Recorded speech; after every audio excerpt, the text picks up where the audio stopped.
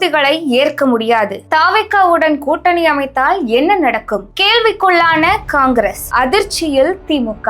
வரும் சட்டமன்ற தேர்தலில் காங்கிரசுக்கு 25 தொகுதிகளை மட்டுமே ஒதுக்குவோம் என்று திமுக கூறுவதை ஏற்க முடியாது. தங்களது கோரிக்கையை ஏற்றால்தான் பேச்சுவார்த்தை தொடரும் என்றும் காங்கிரஸ் மேலிட பொறுப்பாளர் கிறிஸ் ஜோடங்கர் திட்டவட்டமாக தெரிவித்துள்ளார். இந்த நிலையில் தமிழ்நாட்டில் காங்கிரஸ் பலத்தை தாவேகா உணர்ந்துள்ளதாகவும் தாவேகாவை குறைத்து மதிப்பிட முடியாது, இளைஞர்கள் இடையே ஈர்ப்பை பெற்று வருகிறது. மேலும் காங்கிரசின் பலத்தையும் ராகுல் காந்தியையும் அங்கீகரித்து வருகின்றனர். தற்போது திமுகவுடன் பேச்சுவார்த்தை நடத்தி வருகிறோம் எனவும் அவர் தெரிவித்துள்ளார். இந்த நிலையில் சட்டமன்ற தேர்தல் கூட்டணி தொடர்பாக எம்எல்ஏக்களிடம் காங்கிரஸ் தலைமை கருத்து கேட்பதாக தகவல் வெளியாகியுள்ளது. திமுக தலைமை கூடுதல் தொகுதிகளை அளிக்க மறுத்து வரும் நிலையில் தாவேகாவுடன் கூட்டணி அமைத்தால் என்ன நடக்கும் என்றும் கேட்டு வருவதாகவும் தகவல் வெளியாகியுள்ளது. திமுக தலைவரான ஸ்டாலினின் பிறந்த நாளான நேற்று காங்கிரஸ் கட்சியை சார்ந்த ராகுல் காந்தி வாழ்த்து தெரிவித்ததும் அதற்கு ஸ்டாலினின் பதிலும் சர்ச்சையை கிளப்பியுள்ளது.